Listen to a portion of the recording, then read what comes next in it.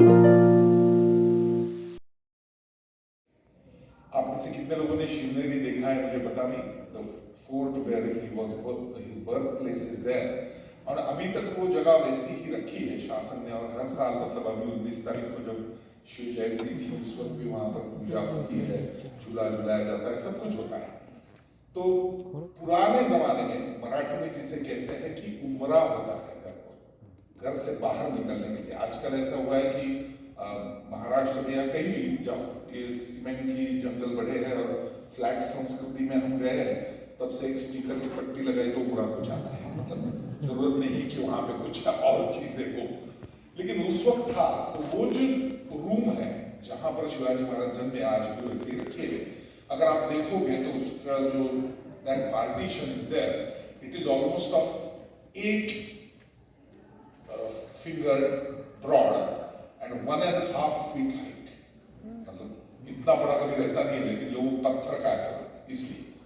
और उसमें लिखा है कि शिवाजी जब थोड़ा बड़ा होने लगा तो वो बाहर नहीं जा सकता था क्योंकि हेफ्टी था।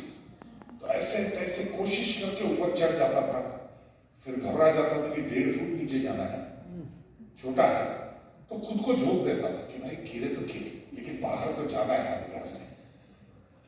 अब आमतौर पे देखा होगा कोई भी ऐसा लड़का या लड़की बचपन में जब शुरू करते हैं पहली बार, तो थोड़ा तो हमें अच्छा लगता है कि भाई चलने लगे, फिर पूरी तरह से विश्वास नहीं होता है तो कहीं बीच में गिर जाते हैं। तो हम देख रहे हैं तो ठीक है, अगर बच्चा ऐसा गिरा तो पहले आजू बाजू देखेगा कि कोई देख रहा है, देख रहा है तो रोने शुरू करेगा, और कोई देख नहीं रहा है तो बोलेंगे जाने में कोई नहीं देख रहा है, मुझे जाने लगा है। महाराज के बारे में स्वामी परमानंद जी ने लिखा है कि वो पूरे बंद करके मुंह जंप मार देते थे ताकि किसी को पता न चले कि मैं बाहर निकला हूं। और उस वक्त तो आज के जैसा नहीं था, रूखा सूखा शिवनेरी, बहुत बड़ा जंगल था सामने सह्याद्री के वेस्टर्न घाट का। तो वहां पे जंगल में घुस जाते थे सीधा। थोड़ी देर बाद जिजाऊ को पता चलता था कि दिख नहीं रहा अंदर कहीं शिवा, तो दोनों दाइयों को बुलाती थी, जाओ देखो, क्योंकि उस वक्त जंगल था तो कोई जानवर काटेगा या कुछ होगा, उसको जाओ पहले देखभाल उसकी देखो, जाओ उसको पकड़ के लाओ अंदर। उसके बाद लिखा है उन्होंने कि वो कहीं अंदर जाके छुप जाता था ताकि वो दाई अगर ढूंढते कहाँ गया खोजने के लिए आए तो अंदर से आवाज निकालते थे अलग अलग, और वो आवाज भी हिरन का।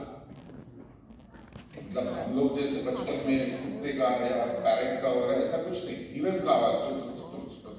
तो दाई को लगता था कि शायद कोई हिरनी बैठी है अपने बच्चे को लेके, यहाँ पे क्यों आएगा छोटा शिवा, क्योंकि अंदर तो जानवर है, तो दूसरी जगह गया होगा। ऐसा सोच के वो घूमती थी, और एक बार उसको घुमाया फिर दूसरा काम शुरू होता था। उसमें और एक चीज बहुत अच्छी लिखी है, आज देखने के बाद मतलब सदैव, मतलब जिसे अंदर से हम मतलब थूकने के लिए करते वो लेके उसमें मट्टी वो समाता था बीच में और वो खाता था, मट्टी चाटता था। शिवाजी महाराज अलग लगता है थोड़ा सा। उसके बाद लिखा है कि अचानक कहीं पकड़ा जाता था दाई से, फिर घर में लाते थे, फिर जिजाऊ के 2 रट्टे बैठते थे, क्योंकि उस वक्त तो कोई महाराज नहीं बना था, वो उसका छोटा बेटा था वो। और फिर शाम को भी फिर से स्नान, क्योंकि सब मट्टी खाई हुई है, सब लगा हुआ है मड़ा। उसके बाद जिजाऊ ने कहानी सुनानी चाहिए, तब तक खाना नहीं खाऊंगा, खाने के साथ कहानी होनी चाहिए। और कहानी कौन सी, महाभारत या रामायण, और उसमें भी श्री कृष्ण की। आगे चलकर महाराज की राजनीति जब देखते हैं तब पता चलता है कि कृष्ण नीति का सबसे अच्छा उपयोग शिवाजी महाराज ने अपनी पूरी राजनीति में किया है, पूरी 27 साल के पूरे राज्य कारभार में। तो राजनीति में माहिर हुए वो श्री कृष्ण की कथाएं सुनकर, और वो सुनाती थी जिजाऊ मां। फिर दिन भर का कारोबार देख के जिजाऊ पहले से ही थकी हारी, फिर भी बच्चे का सोच है कि नहीं कहानी तो सुननी है, आओ साहब कहानी सुनाओ, तो कहानी सुनाती थी। उसके बाद भोजन वैसे ही रह गया है, वो थक जाती थी, फिर बोलती थी अब सोते हैं, चल बेटा। फिर वो एक बहुत जिसे छपरी पलंग कहते हैं, उस तरह का बहुत बड़ा पलंग था, उस पर सोते थे। लेकिन पीछे बैठता था शिवाजी की, नहीं आओ साहब कहानी पूरी करूंगा, कहानी खत्म करो। कहानी कभी खत्म नहीं होती थी। जाओ, ऐसे ही सो जाती थी कहानी सुनाते सुनाते। और उसके बाद परमानंद ने लिखा है, उसके बाद और एक चीज शुरू हो जाती थी बाल शिवाजी की। वो क्या? अगर आप देखोगे वो रूम, तो उसकी जो विंडो है वो पूरब पश्चिम ऐसी है, तो उसमें से चांद के किरण अंदर आते थे और पीछे गिरते थे वॉल पर। तो वो दीवार पर गिरने के बाद सोते सोते वो किरण अपने हाथ में पकड़ने की कोशिश बाल शिवाजी करते थे सोते सोते। और इसमें ही कभी थके हुए वो भी सो जाते थे, फिर दूसरा दिन का फिर से यही सारी चीजें सुनी। अब ये सारी बातें पढ़ने के बाद हमेशा मुझे ऐसा लगता है कि मराठी में एक कहावत बोलते हैं, हिंदी में भी होगी बहुत सारी जगह, कि बाळाचे पाय पाळण्यात दिसतात। मतलब बचपन में जो हरकतें लड़का या लड़की करेगी उससे तय होता है कि भविष्य में बड़ा बन के क्या करने वाले। अब ये सारी बातें उस कहावत के साथ अगर जोड़ी जाए तो मुझे ऐसा लगता है कि ये तो कुछ गलत है, क्योंकि जिसको अपने रूम से बाहर जाने के लिए बहुत सारी कोशिशें करनी पड़ती थी, जिसे मैंने उम्रा कहा, उस पर चढ़ के वहां दूसरी तरफ खुद को ढकेल के, ये सारे जो अपने घर से बाहर जाने के लिए इतनी कोशिशें कर रहा था, एक रूम से बाहर जाने के लिए, उसने अटक से कटक तक पूरा साम्राज्य खड़ा किया। मट्टी खाने की जिसने कोशिश बचपन में की, अपने बाजू में घूमने वाले 5 शाहियां थी, एक नहीं दो नहीं, मुगल से लेकर सिद्दी तक जंजीरे के 5 लोगों को मट्टी खिलानी पड़ी उसकी वजह से, उसके कर्तृत्व से। और जिसके बचपन में मुट्ठी में चांद के किरण पकड़ने की कोशिश कर रहा था, उसी की मुद्रा में इतिहासकारों ने 1646 में प्रतिपश्चंद्र लेखे व वर्धिष्णु विश्व वंदिता ऐसा लिखा। तो उनका पूरा इतिहास एक अलग तरीके से जाता है हमेशा। हम सिर्फ सुनते नहीं कभी, और सोचते नहीं है, और पढ़ते भी नहीं है, ऐसा मुझे हमेशा लगता है। क्योंकि बेनेवोलेंट डिक्टेटरशिप हमेशा दुनिया में हर जगह होती है। आज भी देखोगे तो इन अ डिफरेंट वे, चाहे लोकशाही हो हमारे यहाँ पे, लेकिन बेनेवोलेंट डिक्टेटरशिप है। और मुझे ये करना है, देश को इस तरफ ले जाना है, इस तरह की तरक्की होनी चाहिए, ये मोदी सोचते हैं तभी होता है। हम सोचते हैं कि लोकशाही है, पंतप्रधान है, बाकी सारे नहीं, लेकिन मुझे ऐसे ही चलना है। चाहे कोई कितना भी आवाज लगाए लोकसभा में, कितने भी चिल्लाए, वो सुनते नहीं किसी का, कान बंद, मुझे जो करना है मैं कर रहा हूं, आपको जो करना है आप करो, लेकिन मुझे जो करना है कर रहा हूं। उसका परिणाम स्वरूप पिछले 8 साल से दिख रहा है, 8 साल से दिख रहा है, अभी तो बात नहीं है, 8 साल से दिख रहा है। तो मेरा कहने का मतलब है, बेनेवोलेंट डिक्टेटरशिप जो बात है, ये शिवाजी महाराज ने पहली अपने हाथ की।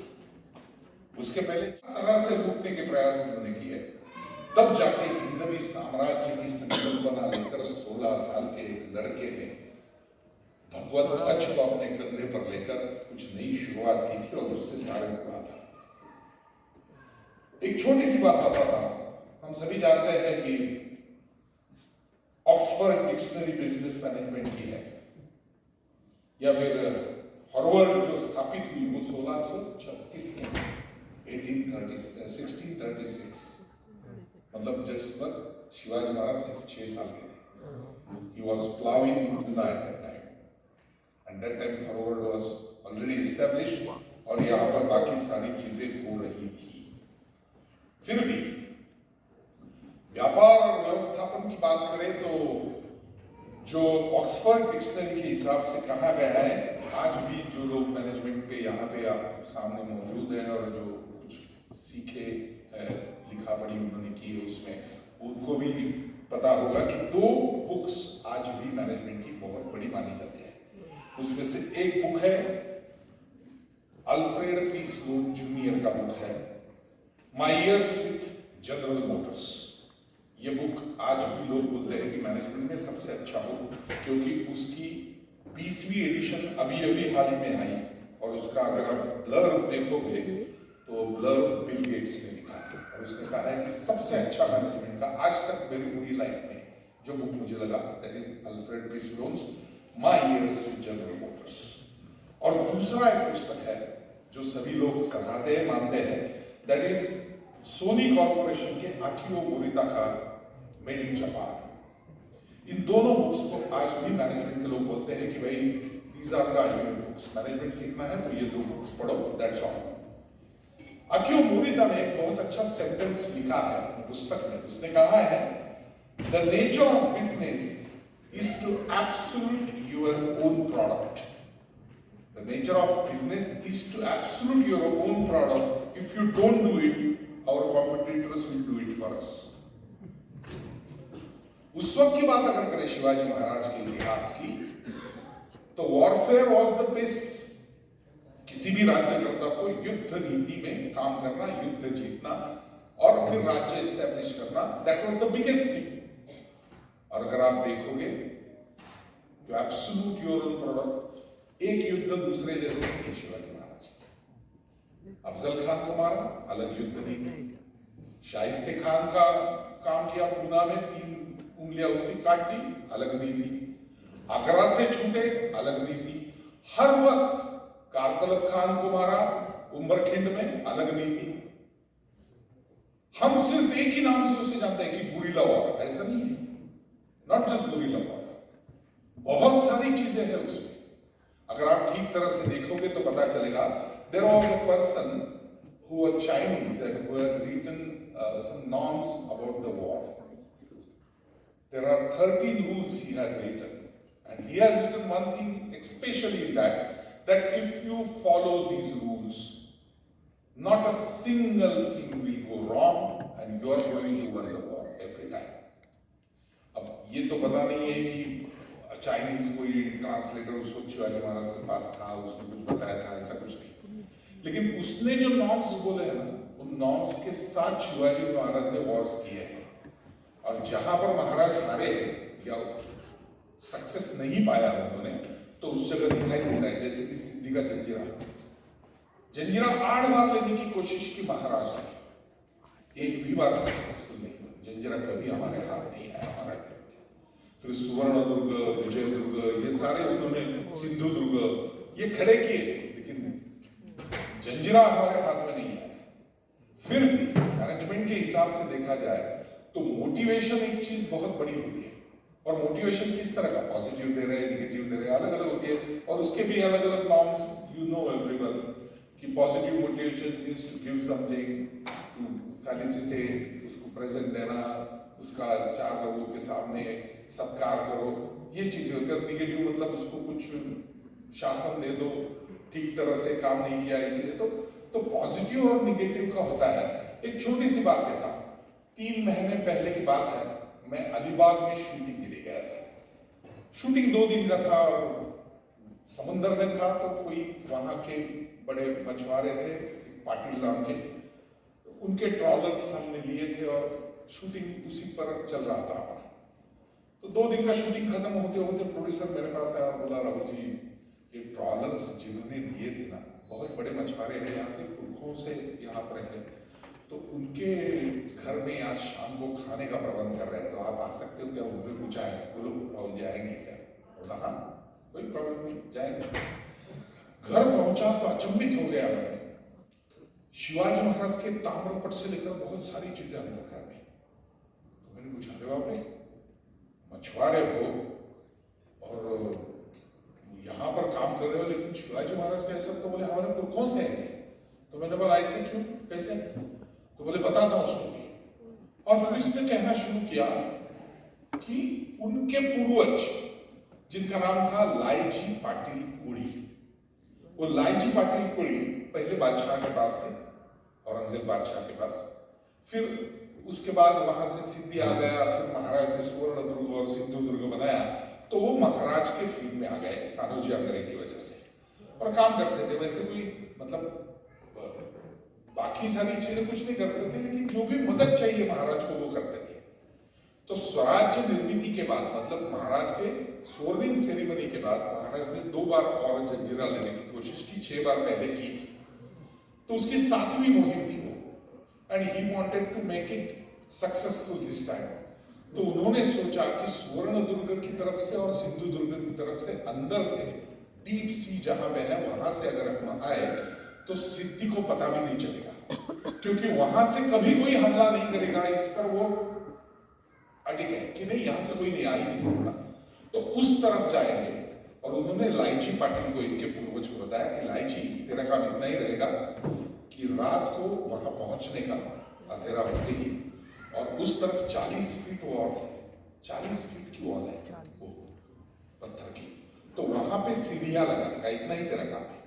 मोरोपंत पूरा सैन्य लेकर वहां पर पहुंचेंगे, रात 12-1 बजे तक सारा सैन्य ऊपर जाएगा वहां से, और फिर अंदर जाके जो भी हो हम जंजीरों को अपने कब्जे में ले लेंगे। अब लालजी का काम इतना ही था कि जाकर सीढ़ियां लगानी है, जो भी 10-12 सीढ़ियां है वो, और वो भी इतनी नहीं, 40 फीट हाइट की, मतलब 2-3 एक को एक जोड़ के ठीक तरह से बांध के, क्योंकि कम से कम 5-6 हजार की फौज अंदर जाएगी, तो चढ़कर जाएंगे 100 लोग एक एक सीढ़ी पर, 10-12 सीढ़ियां लगानी। लालजी ने अपना काम ठीक तरह से किया, अपने लोगों को लेकर गया, शाम को अंधेरा होते ही पीछे की तरफ से वहां पर पहुंचा। ऊपर कुछ लोग हैं, काम कर रहे हैं, 10 चल रहा है उनका, लेकिन कुछ दिखाई नहीं दे रहा, और यहाँ से कुछ होने भी अलाउ नहीं है, इतने सालों से हुआ नहीं है, तो उनको भी थोड़ा सा मतलब ऐसा था कि नहीं कोई करने वाला। उन्हें बगैर कुछ दिखाई दे इसने सीढ़ियां भी लगाई। अब उसका तो काम खत्म हुआ था, सीढ़ियां लगाई, निकल आने का है। हुआ ये कि वो बोला नहीं आने दो ना मोरोपंत को, एक बार उनको दिखा था 12-13 जो भी सीढ़ियां लगाई है मैंने, किस तरह से लगाई है देखो एक बार सब, और फिर मैं निकलूंगा करके वो राह देखते बैठा। हुआ ये कि सुबह होने को आई, फिर भी पता ही नहीं मोरोपंत का यहाँ सैन्य कोई कुछ भी नहीं, तो उसे ऐसा लगा अरे बाप रे ये तो कुछ गड़बड़ हो गई। अब अगर एक बार सूरज उगा और ऊपर के लोगों ने देखा कि यहाँ पर सीढ़ियां है, मतलब कुछ तो हुआ है यहाँ पे, ऐसा दिखाई देगा, ये तो होना नहीं चाहिए करके उसने अपने लोगों को फिर से बुलाया, सारी सीढ़ियां वहां से छुड़वाई, ऊपर किसी को पता नहीं चला, फिर से नाव में भरी और सारी नाव वापिस अलीबाग आ गई। अब तो मुहिम तो हुई नहीं थी, इट वॉज अनसक्सेसफुल थिंग, क्योंकि सैन्य पहुंचा ही नहीं था। 3 दिन बाद शिवाजी महाराज का आमंत्रण है कि रायगढ़ पर बुलाया है, उन्हें गलती हो गई, हुआ ही नहीं है कुछ, और फिर भी जाना पड़ेगा क्योंकि महाराज ने बुलाया। जैसे ही दरबार में पहुंचा उसने कान पकड़े और बोला महाराज मेरी तरफ से मैंने पूरी कोशिश की, सारी सीढ़ियां लगाई थी, सब कुछ किया था, किसी को ऊपर पता तक नहीं चला था, लेकिन सुबह होने को आई फिर भी कोई नहीं आया, इसलिए सीढ़ियां उतारकर मैं चला आया। मुझे पता है इस बार सक्सेस नहीं मिला है मुहिम में, लेकिन मेरी गलती नहीं है। महाराज बोले अरे भाई इसीलिए नहीं तुझे बुलाया, मुझे बस इतना ही पूछना है कि तू तो मछुआरा है, तुझे पाटिल किसने बनाया? लालजी पाटिल कोई बोलता है ना तो खुद को, तो पाटिल किसने बनाया? तो मुझे पता नहीं है, हमारे पुरखों के किसी ने बादशाह के रस काम थे तो बादशाह ने बनाया होगा। तो महाराज मुड़े मोरोपंत की तरफ और बोले मोरोपंत एक काम करो, इसे अगर हमारा लोग आते निराजराव वगैरह सब जाते हैं इस तरह से, इसे दे दो। अभी और ही अचंभित हो गए कि क्या चल रहा है, मतलब गलती से ऐसा कुछ हो रहा है या कुछ बोलना चाहते हैं महाराज और इसलिए बड़ा बड़ा करके दिखा रहे हैं और बाद में पता नहीं क्या बोलेंगे, चौवन करो बोलेंगे शायद, इसलिए अचंभित हो गया और बोला ऐसा क्यों महाराज, क्या किया मैंने? तब जाके महाराज ने कहा तेरे समझ में नहीं आया लालजी तुमने क्या किया है? आगे 6 बार तो एक नृपवर था जिसने इसे प्रतिष्ठा दिलाई, वो एक ही था जिसने इसकी शुरुआत की, नींव डाली, और उस पर पूरे हिंदू धर्म की इमारत आज जो खड़ी है वो उसी की वजह से है। उनका था छत्रपति शिवाजी महाराज, और इसीलिए उनका व्यापार, उनका व्यवस्थापन, उनका कहना, उनका चाल चलन, वो सारी चीजें आज भी याद रखनी चाहिए। इसीलिए शायद जब संभाजी महाराज को पहला खत शिवाजी महाराज के जाने के बाद लिखा रामदास स्वामी जी ने, जिसमें मैंने पहले कहा आचारशील विचारशील सर्वज्ञपणे सुशील जाणता राजा, सामर्थ्यवंत वरदवंत कीर्तिवंत जाणता राजा, शिवरायाचे कैसे चालणे, शिवरायाचे कैसे बोलणे, शिवरायाचे सलगी करणे कैसे, असे पूरा वर्णन उसमें लिखा है कि महाराज क्या थे। वो भी अगर हर रोज एक बार हम पढ़े ना तो भी बहुत सारी चीजें हमारे ध्यान में आ सकती है, ऐसा मैं मानता हूं। इतना हर हार्वर्ड की मैनेजमेंट स्कूल की और डिक्शनरी में लिखी हुई टर्म्स को प्रत्यक्ष रूप से काम में लाकर खड़ा करने का काम दूसरे किसी महाराज ने आज तक किया, ऐसा मैंने देखा नहीं। और इसलिए मैंने ये छोटी सी कोशिश की, जो भी आज मैं पढ़ते रहता हूँ उसमें से जो भी नया कुछ मुझे मिलता है उसमें से लोगों के सामने इनके व्यापार व्यवस्थापन के बारे में और किस तरह की निर्णय प्रणाली में महाराज ने इतना बड़ा कारोबार उभा किया हिंदवी साम्राज्य का, इसके बारे में कहना, ये एक महाराष्ट्र का, महाराज के भाषा में कहे तो मावड़ा शिव भक्त होने के नाते मैं अपनी जिम्मेदारी मानता हूँ। और इसी को लेकर आज ओम स्कूल ने यहाँ पर मुझे बुलाया, इसलिए फिर एक बार मैं शंतनु जी वड़तकर जी, कापसे जी, प्रमोद जी होले, संदीप जी पाध्य, पाटिल, वेंकटेश कदम, महाराष्ट्र मंडल के यहाँ के सारे पदाधिकारी, शिवस्य ढोलताशा पत्र के लोग और सबसे बड़ा जिन्होंने इनिशिएटिव लिया और जो हिंदू धर्म को फिर एक बार उजागर करने की कोशिश कर रहे हैं, और उसमें शायद अमेरिका में 2 नंबर का स्कूल यहाँ पर शॉर्लेट में होगा, ऐसे ओम स्कूल के सारे लोग, इनको बहुत बहुत इनके प्रति मैं ऋण व्यक्त करता हूँ, आभार व्यक्त करता हूँ और अपनी वाणी को विराम देता हूँ। वंदे मातरम।